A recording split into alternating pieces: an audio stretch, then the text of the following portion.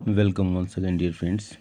And today, once again, I am present here to discuss few important questions on national income accounting.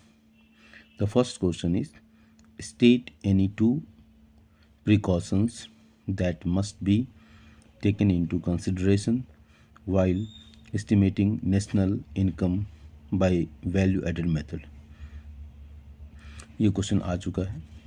हम जानते हैं कि हमारे पास तीन मेथड होते हैं: वैल्यू एडेड मेथड और प्रोडक्ट मेथड, इनकम मेथड और एक्सपेंडिचर मेथड। तो हमको वैल्यू एडेड मेथड में क्या प्रिकॉशंस लेना चाहिए, क्या आवश्यक होता है, उसके केवल दो प्रिकॉशंस की बात की गई। The following item should be included.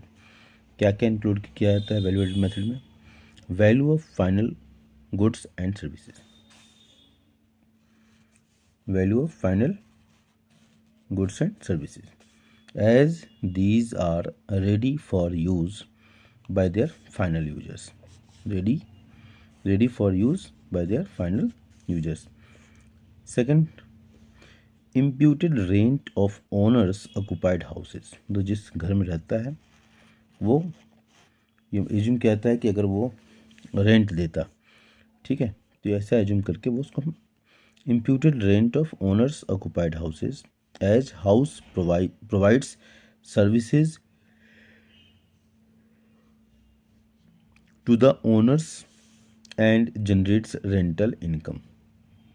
तो imputed rent of owners occupied houses इसको जोड़ा जाता है एज हाउस प्रोवाइड सर्विसेज, ठीक है, house provide services the owners and generate rental income.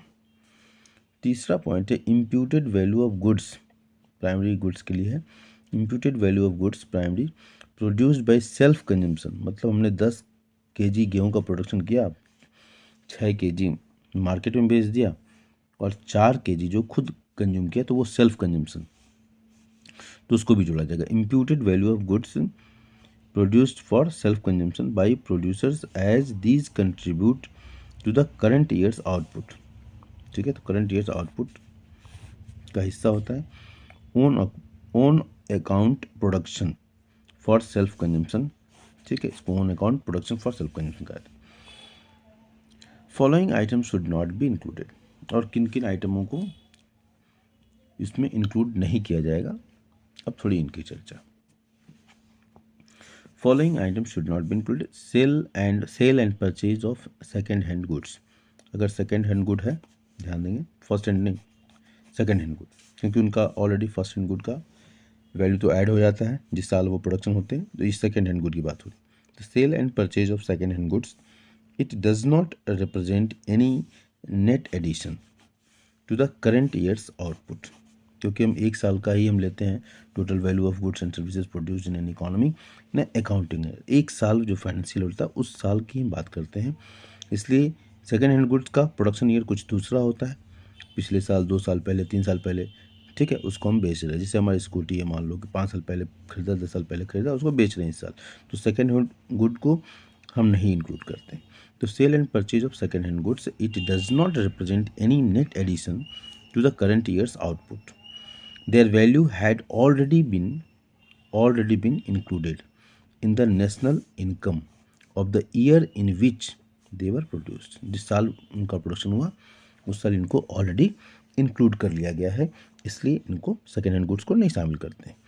If the transaction has been made through a dealer, his commissions और brokerage should be included. लेकिन अगर second hand good है लेकिन उसको cell and purchase करने में किसी ब्रोकर ने हेल्प किया है, किसी ब्रोकर के माध्यम से लिया गया, तो ब्रोकर ने मेहनत किया है, तो उसका कमीशन जरूर इस साल इंक्लूड किया जाएगा, जोड़ा जाएगा।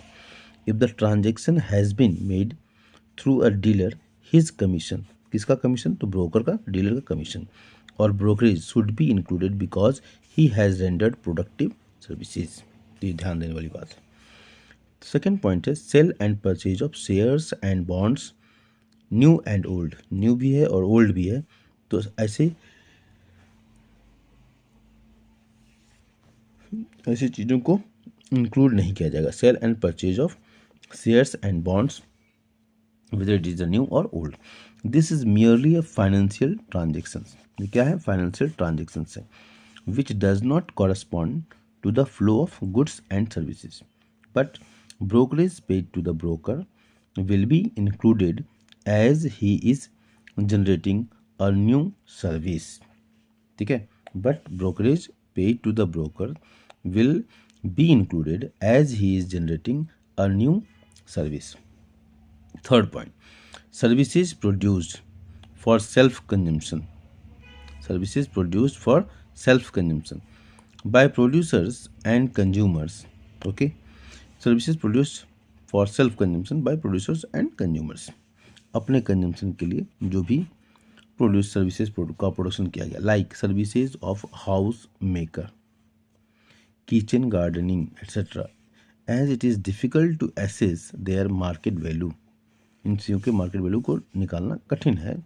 ठीक है, तो क्योंकि ये अपने लिए स्वयं के कंजम्पशन के लिए प्रयोग किया गया है, जैसे house maker, kitchen gardens. Okay, it is difficult to assess their market value. These services don't enter the market, मतलब मार्केट में जाती भी नहीं है। These are also known as non market transactions. तो ये नॉन मार्केट ट्रांजेक्शन्स कहा जाता है और इनको नहीं लेते। यहाँ इस पॉइंट से, इम्प्यूटेड वैल्यू वाले पॉइंट से ऑनर ऑक्युपाइड जो रेजिडेंस है उसको कंफ्यूज थोड़ा सा होगा, लेकिन इसको ध्यान से देखेंगे। तो services produce for self consumption like services of house maker, kitchen gardening etcetera, as it is difficult to assess their market value, these services don't enter the market, these are also known as non market transactions. और जो include करते हैं उसमें देख लीजिए, imputed rent of owner occupied houses as house provide services to the owners and generates rental income, इसको include करते हैं। imputed value of goods produced for self consumption by producers as these contribute to the current year's output। ठीक है, own occupied product, own account production for self consumption, इसको include करते हैं। तो ये दोनों पॉइंट्स में थोड़ा सा जो कन्फ्यूजन है उसको हम दो बार रीड करके उस कन्फ्यूजन को हमने दूर करने का प्रयास किया। Thank you.